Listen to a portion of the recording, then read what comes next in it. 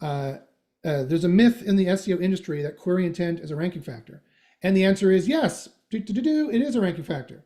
But it's actually internally to Google called query interpretation in the leak that we have. And that's exactly what Google calls it. And it basically means this.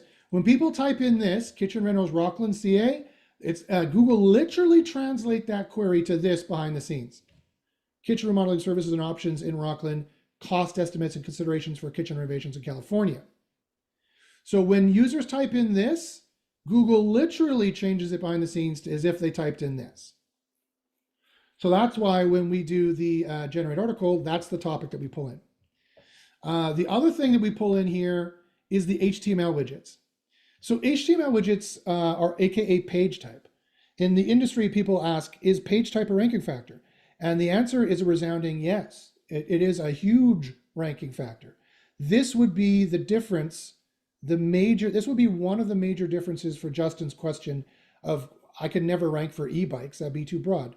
Of course you could. Of course you could. Google doesn't have a whitelist anymore. They used to. We found it in the leaked. They don't have a whitelist of sites that are allowed to rank for this or allowed to rank for that. It is all based on the signals you create. It's still completely open in that regard, but the deck is highly stacked to big brands. I will fully admit that. But yes, you could get some rankings for e-bike.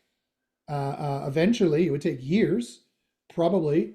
But one of the main things you would need to do is you need to make sure you have the right kind of a page for it.